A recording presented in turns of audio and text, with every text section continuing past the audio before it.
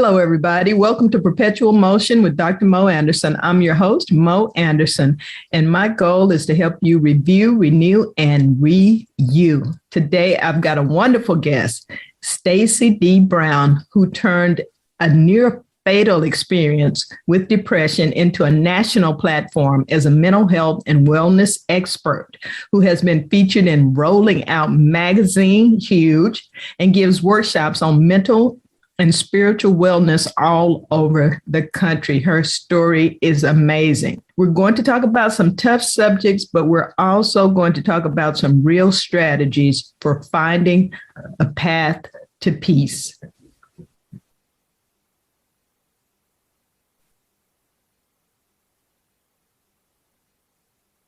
Welcome, Stacey. Hello, Dr. Mo. How are you? I am great. I'm better now. I'm looking forward to hearing these strategies because we're going through some tough times right now as a nation. And I've heard you speak on this topic, so I'm very excited and appreciate you joining me for this episode. I just spoke a little bit about your background, but you have more titles than me, and I work like I'm feeding 10 kids here at the house. What all are your different roles? Your CV is incredible. Okay. So yes, I do have a lot of titles. I'm an ordained minister. So Reverend, it was one of those titles that you may hear someone use. I'm also a mental health peer specialist by the state of Texas. And I'll get into a little bit more of what that is later on. I'm also a master life coach and a advocate, activist, and strategist. I also do consulting. So I do a lot. But ultimately, my goal is to help people do life better. So that's my main focus overall. That's a beautiful main focus. And I'm also a reverend ordained minister, and I've done 3 weddings. And my youngest son, AC, just got engaged December 31st. AC and Aaron, congratulations. Yeah. So I threw my name in the pot. I was like, y'all don't really have to pay a minister. I got you. Right. Come on now. It's not something I promote a lot. I'm very selective about that. And I know with all the roles that you have and all the great things you're doing, you probably don't have a lot of time, but it is a good thing to be able to do. It's almost like the birth of a baby. It's just miraculous seeing a couple start their new life. But I digress. So we've established you've got a lot of roles and a lot of knowledge. You are concentrating on mindfulness, mental health, spiritual development, but that's not how your career started. What were you doing before you got into this arena? Okay, so before I was doing mental health and wellness, I was actually an auditor and did quality and compliance for 15 years. Oh, wow. So that's what really led me to, be really focused on strategies rather than just one-offs, because I understand that most things, there's a system to it. So that's what I was doing before. Mm-hmm. Absolutely. A process and a system and being strategic. So I can see how that, and I'm glad that you said that, because that plays into very much what you're doing now, I'm sure. As I understand it, reading your bio, having heard you speak before, in 2013, you went through a series of heartbreaking tragedies. What happened that year? Oh, see, that was what I call my Job years. So in 2013, I had my son in March, and then lived with very, very severe postpartum. And in June of that year, I dealt with infidelity in my relationship. And my father passed away on Father's Day. Wow. So dealing with a whole bunch of grief in that aspect. 4 months later, my sister at the age of 36 would pass away unexpectedly from a brain tumor that we didn't even know she had. She didn't even know she had. Wow. And then later on that next year in 2014, our house caught on fire. So it was just like a series of things. And like many people, I was just, like many women, Black women, I'll emphasize, we don't have time to deal with this. We're going to move forward. We don't have time to cry. We don't have time to pout. We don't have time to break down. We don't wallow. We do not. We don't faint. We move forward. Right. But eventually those emotions will come back. And what usually happens is they manifest themselves as physical ailments. And for me, it came back with interest. And so in 2014, I started to have health issues with my heart. And really and truly, just with everything that happened, I was overwhelmed. So in April of 2014, I attempted to take my own life because I was done. I didn't want to be the strong one anymore. I felt like everything I touched just turned into, just crap. I really did. And so I felt it was better for me to not be here. And really, it was nothing but a cry out for help, because that's really what people want when they, are attempting suicide. They just want an escape from the pain. Right. They want to escape from the emotions. And that's where I was. And during those years, 2013 and 2014. That's a difficult, dark place to be. And I have shared my own story, mostly with women's church groups, but also in some of my writing. I've struggled with clinical depression my whole life. Even as a child, I didn't recognize it. My family didn't recognize it. They just thought I was a quiet, weird kid, but I was having really dark thoughts.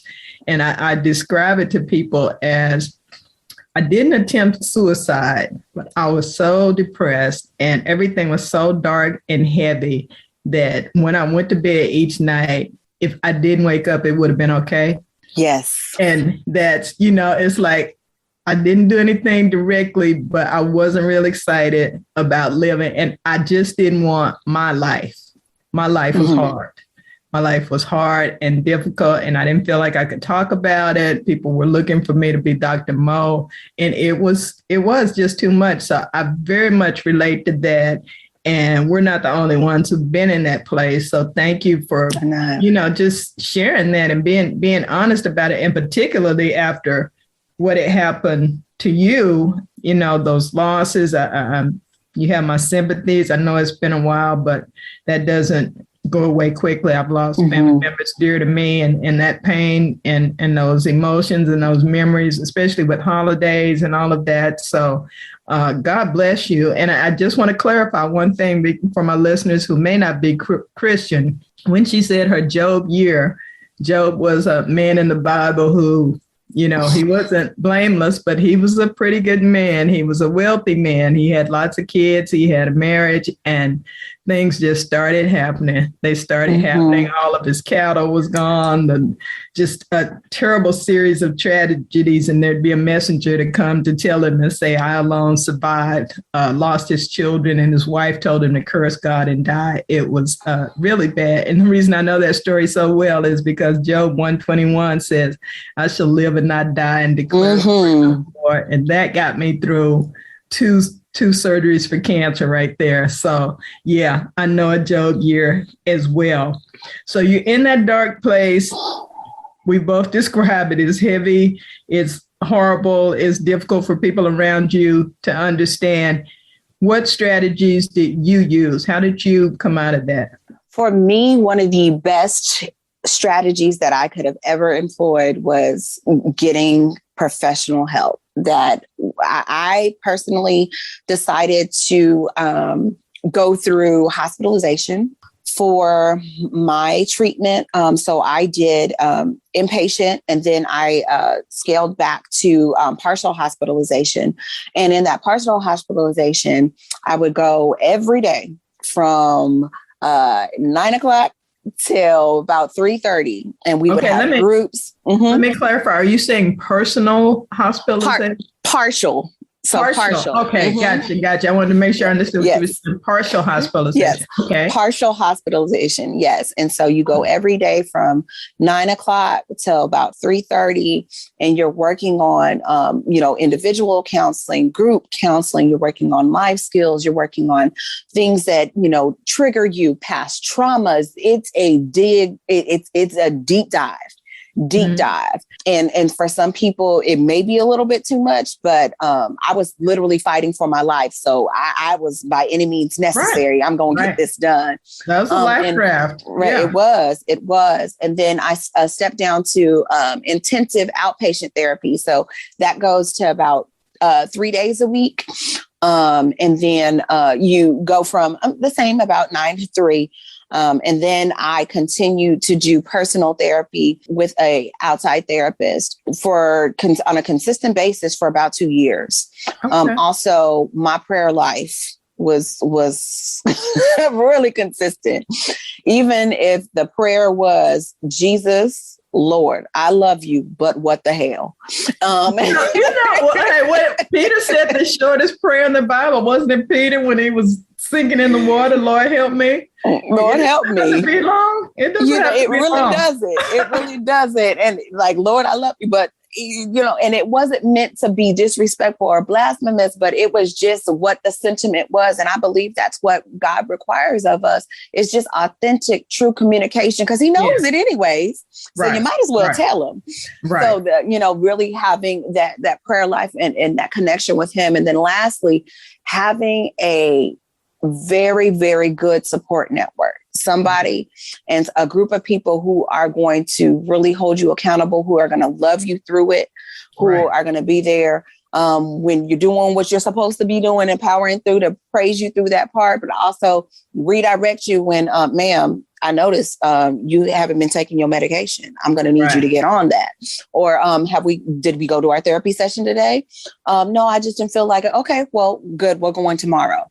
We'll call you. Absolutely. To ensure. For that to happen, and rest too, I want to throw that in there. I was just explaining to someone that's when your mind and body heals. This whole thing of not sleeping is absolutely detrimental to our bodies. But you said so many things there, and I want to break something down before we get to the friend and the need for a tribe. Those different stages of hospitalization, because not just our culture, but there are a lot of other cultures that are kind of anti-therapy and counseling. But for you and for the person who realizes I need help, you said you went from hospitalization to partial hospitalization. Like, I know you didn't just decide, somebody decided, work with you to decide, okay, we're ready, for you can go home, but we still need this. And then, we can get to that step. What was the difference in how you felt? I'm sure there were conversations about medication and how you were acting, but what was the difference in how you felt that you even agreed, okay, maybe I'm ready to go to this level of therapy? Do you remember? Right. So for me, it was being able to do consistently life function. So consistently getting up and bathing, consistently getting up and putting on clothes, eating, not sleeping the day away. Because that's how you really can tell that you're to those next steps. With clinical depression, there's many signs, for it, but really for me, it was just not feeling like a zombie. So the energy, I knew, Gotcha. I knew when I was ready to step down, it was when I started to feel more like a person, and I could really comprehend more about, okay, we're going from survival now to stepping into those next steps and actually figuring out some things, some self-actualization, some growth, some, really comparing things and contrasting things. So that's how I knew I was able to step down. But like you said, the treatment team, they're on it. They're on it. They're going to make sure that they're not doing anything before time. But right. Because that's detrimental to you and the program. And so that's the thing too, that the point that I'm trying to make is so often people they get checked in, they're forced to be put in for the 3 days or whatever the amount of time that they can do that. And then they just want to leave, but nothing's really changed other than you don't like being there, but you don't like being where you were either. And Absolutely. You're still ruminating and you're still fatigued and you're still having the same, either the angry thoughts, the depressed thoughts, the bitter thoughts. So, there is a change, not just in your behavior, but there's a change in the way you're thinking as you're healing. And the people need to recognize that if you're still having the same actions and the same thoughts, you're not getting better. And you need to let somebody know that too. Absolutely. Not lie about it, because I know people who have just lied their way out of it and pretended to be better. And that's not good for your family either. So, I just really appreciate you sharing these experiences that you had personally, because I said to you, before we started recording, that I have a lot of mental health experts on, but they want to tell everybody else's story. Maybe they don't have their own story to tell, but to hear from you, I know when I share very painful, intimate things I have throughout my career, because those things are most universal. Those are things that resonate with people when they hear your story. And you're going to be helped both ways, but it makes a difference when it's your truth. So you said those strategies regarding having a tribe, having people around you. What if we are 22, we're at an epidemic of loneliness and people not having friends. I read an article, I think it was HuffPost the other day, about why you don't have any friends. The way we are, this digital space, how do you create a tribe when, say, you live in New York, you live in a big city in your apartment, you're working virtually now, and you are in a bad place, but there's nobody. What do you do then? Oh, I can definitely attest to this. 2020 was hard. It was very hard. Living in Dallas, and all my family lives other places. So what we did was establish, utilize technology to help keep our accountability. So we had family prayer meetings every other week. We did check-in calls. I called my mom. She's in Mountain Time. She lives in El Paso.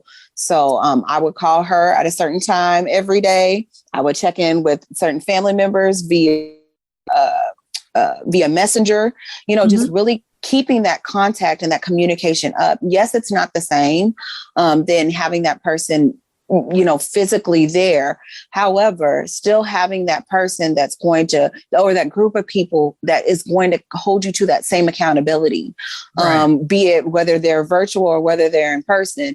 I know, whether my mom is here, or whether my mom is in El Paso, I'm still going to get woken up at the same time. Bless you, baby. Come on, get up. Good morning. Good morning. Good morning. I know it's going to happen. That's what mamas do. Right. That's exactly. And the same thing, with my friends, even though we weren't able to meet, we used to have Wednesdays was our thing. After we put the kids to bed, we got together and we get our wine glasses and we would laugh and just talk about all the crazy stuff that happened with the kids in virtual school and, just normal stuff. And wind down. Wind down. Yep. That's exactly what we called it. Wind down Wednesday. Yep. We looked forward to it. We really did. Right. But that's what helped us stay sane, was having that routine, having that consistency there. Even though they weren't there, they were still there. Right. And that's what really helps in this virtual age. And even if you don't necessarily have a lot of family and friends, utilize these social media platforms. There are so many groups that you can join that become your community, that become your tribe. I'm a member of a number of them, more as in the mentor aspect of it, but it still helps just as well to understand that you're not alone. You're not the only one that's experiencing these things. You're not the only one. You won't be the first, and you're not going to be the last. But to help people to live through it. And, I've had so many resources come through in different states, different countries. And it's really been a benefit. It's really been a benefit. So utilize technology. We're in the stage. I love too that you had, I think you said with your mother, a particular time that you talked, because that pattern, that accountability would help to know that, there's that expectation, but also if they didn't hear from you at that time, somebody knows something is wrong. I've got to be honest. Exactly. I live alone. I love my life, but if I was lying up here for 2 days and couldn't move, it would be my job that probably would would contact the authorities, because my family would be like, well, you hear from her 3 or 4 times a week. So I'm going to do better about that, because it really is good to have a routine with somebody, for them to know. And I think that's another clue too. If you're doing that and suddenly you don't want to, you've always got an excuse, you're withdrawn, and that's a clue. Something's not right. We need to talk. Absolutely. So that's great. You've got a great group around you. I'm happy. So now here you are, healthy, amazing, out in the community, leading, advocating. And I know you personally, so I can say that you do it with excellence as well, the finer way. Happy Founders Day, by the way. Happy Founders Day. Thank you. 102. Yes. Looks good on you. Years. We are sorority sisters, Zeta Phi Beta Sorority Incorporated.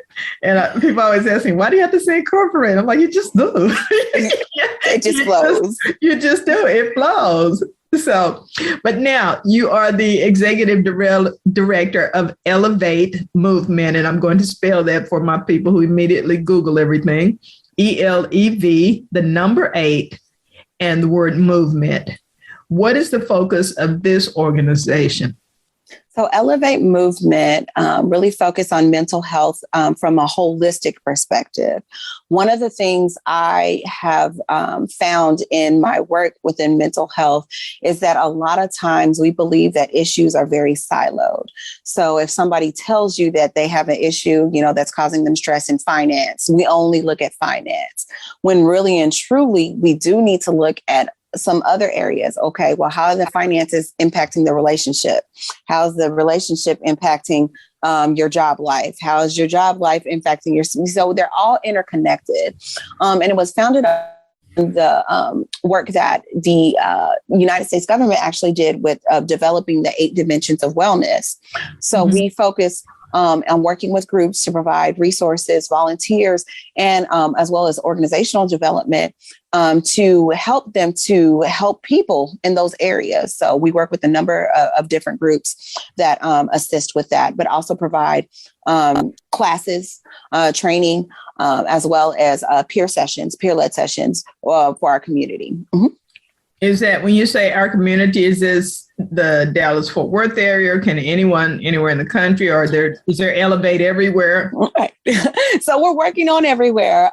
We do have mainly serve Dallas-Fort Worth. We are looking to launch some of our peer courses, or peer classes rather, on the virtual platform. So that way anybody everywhere can join, because we are grateful that technology allows us to be in different places without actually being there. Right, so that's the focus right now. Is Dallas-Fort Worth. And now everybody knows how to use Zoom and various video messaging platforms. Right. They had to learn whether they wanted to or not. That's one of the few upsides of 2020, 2021, going into 2022, is that we have stepped up our digital game big time. So I am happy about that, because I'm connecting. I recently did a podcast with a couple over in Japan, and it was just delightful, and in real time. Mm-hmm. So in addition to all these other things you do, like with Elevate, you mentioned earlier that you're a mental health peer specialist. I have never heard that term in my life, but you could fill the Smithsonian with what I don't know. So help a sister out. Yes. So a mental health peer specialist, we are, trained and certified mental health specialists. However, we're a little bit different than a therapist and a counselor, is that we lead from our personal experience within mental health. So as you heard, I live with clinical depression and bipolar disorder. So I'm able to come from a different perspective than a therapist would come if they're simply looking at the clinical. Now, I don't tell you what to do because no mental health professional will tell you what to do. We will simply reframe, right? Unfortunately. We will reframe. Right. We will reframe and just point things out. We don't do that. Right. But where I'm able to come from is personal experience. So what I can tell you is when I went through something similar, this is what I did. Not telling you to do it, but just adding some perspective, real life application and kind of practicum to it. And so it provides a little bit a more of a personal standpoint, which a lot of people do enjoy because, just the requirements of therapists and counselors, especially within the state of Texas, there's, that veil of professionalism. So I can't share too much with you, because I want to ensure that we keep that that boundary. But as a peer, I'm able to get a little more personal. Of course, as a mental health professional, I still do have to maintain professionality as well. But you get to know Stacey, the person, and my struggles, not Stacey, the mental health professional. So, and it's also really great because it's a low. You don't necessarily have to have a master's degree. You do have to have training. You do have to have certification, but it's available for anybody who really just wants to make a difference in their community and has lived with mental illness. Gotcha. It reminds me of CASA group I was involved with for a while, and they're advocates for kids in the, what am I trying to say? They're like in the social work system, juveniles, and so they're going to court and they train them, and you don't have to be a legal professional, but you can bond with the child and serve such a valuable, role. And I know that you do as well, because I definitely, I feel better. Well, even if it's, a minister at the church, if I go to a singles event and there's some married people up there trying to tell me about single life, I'm like, Exactly. Thank you very much for reporting what you read in an article or what you saw on MSNBC. But it's not quite that like that. Cute. Right, that was cute. Hello. But I listen. I'm trying to learn whatever. So. Amen. Hallelujah. But I really like that. And I'm happy to know about that. And that other people now know about that as a resource. So your community involvement is impressive. You are involved with, we mentioned Zeta Phi Beta sorority. You're actually the bossless of a chapter in Fort Worth. Yes. You're with the Urban League Young Professionals, Faith Forward Dallas, the ministry, Faith in Texas. You got a lot of faith. And I love that. I love that too. You gotta have faith. It makes a difference. But you have 3 children. You have your own, need for space and time. So for those who are listening and thinking, well, okay, I can do 900 things too. Let's talk about balance. How do you make this happen and still have time for Wind Down Wednesday? Oh, yes. Oh, so it's all about balance. So I tell people, I have a lot of balls in the air and I know some are going to drop. However, it's important for me to know which ones are the glass balls and which ones are the plastic balls. So I know which ones will break and which ones will bounce. So for me, of course, the glass ball, definitely first and foremost, is my family. My first responsibility is as a mother, and, of course, self-care, that's definitely a glass ball because I can't be a mother or any of these other 8,000 things that I do if I'm not mentally well. So I'm a firm believer of the word no. I say it very well. No, that's a complete sentence too. Complete sentence. I provide no boundary. It's a boundary, and it's a complete sentence. I don't have to explain everything. No. And I'm very good with my schedule. If it's not on my schedule, I'm sorry, it doesn't exist. It really doesn't. It really doesn't. That's good. That's good. Let's repeat that. If it needs to be scheduled, it needs to be on my schedule because your lack of preparation is not my emergency. So if it's not on my schedule. If it doesn't bleed, it doesn't lead. I can't help you right now. And that's hard for the procrastinators who want you to jump and rescue them, but that saves you and it teaches them to be more disciplined if they want to interact with you. which is a life skill we all need to learn. So yes, ma'am. Thank you. It's not on my schedule. That's right. It's like if it's not on Instagram, it didn't happen. On Facebook. Well, a lot of stuff didn't happen in my life because I sure didn't put it on Facebook. Right. I didn't see that in my feed. So you didn't get married because I didn't see a picture of it. But girl, it's gotten ridiculous. It has gotten ridiculous. But I appreciate all of these wonderful things that you shared. And my last question for you is, how do you recognize, because there's so much going on right now, people are just having bad luck, they're having bad seasons. We all feel like we've had a couple of bad years. How do you recognize the difference between clinical depression, something, that really needs some intervention over, we're just having a rough time, we went bankrupt, we lost our house, but, I'm sad, but I'm okay. How do you know the difference? Right. And, it's kind of hard during this time because this is where we call our sad time. So seasonal affective disorder. We get less sunlight. It's colder, so we can't really go outside. How you know the difference between clinical and rather than just mood becomes your physical. So if we are doing things such as our appetite changes, our sleep pattern changes, things that we used to enjoy doing that we don't do anymore. We're really becoming more lethargic. You'll notice your energy is leaving you. These are when it steps into clinical, because what has happened now, it's become more than just a mood. It is now an imbalance of chemicals in your brain. So we now need medical intervention to correct those things. So that's why I really tell people to pay attention. When I had a mentor that would always tell us to take our meds.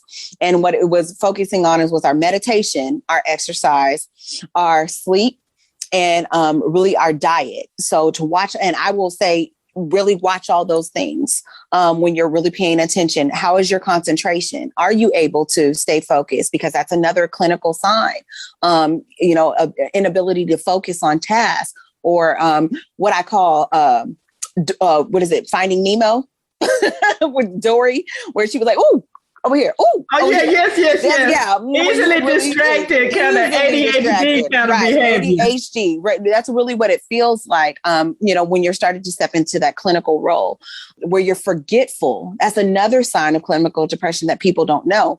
Also, for men and sometimes women, unexplained aggression, where you're just moody and snap on people and you don't even know where that came from. Hold on. I thought I was feeling fine. And that's not your nature, because I know your nature, but that's just how they roll.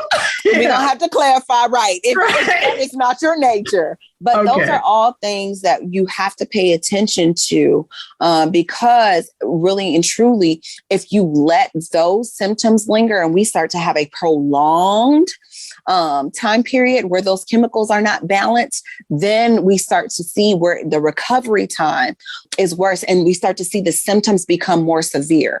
So that's why I want people to really, really pay attention to your sleep, pay attention to your diet, pay attention to your attention span, pay attention to even your weight loss. Of course, if your diet's affected, your weight is going to be affected as well. Mm-hmm. That's excellent.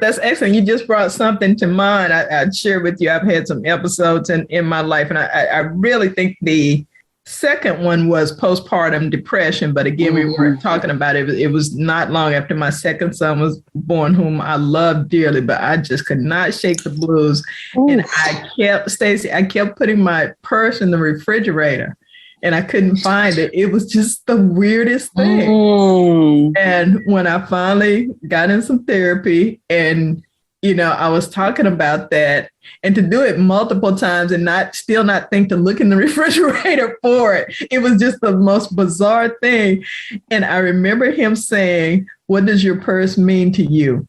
And I thought about the things in my purse, which were like at that time bills, carrying around paper bills, and things that I needed to do for people, and lists of stuff. And it was a bunch of stuff I didn't want to deal with. Mm-hmm. So I was literally locking it away somewhere.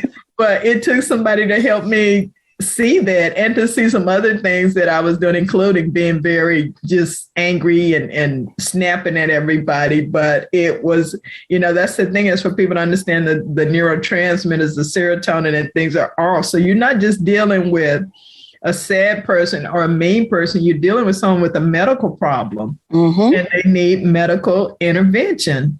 And that is my big thing around mental health and wellness, which you brought to us with great clarity, is that it is a medical problem. People can be helped. You can help them, and they can help themselves. And that's where we have to go to understand that we can't get to a place of peace and light from a really, really dark place. You are a perfect example. I wish we'd done this live so people could see how vibrant and amazing you are. But let's tell them how they can reach out to you, get information, and learn more. Where can we contact you?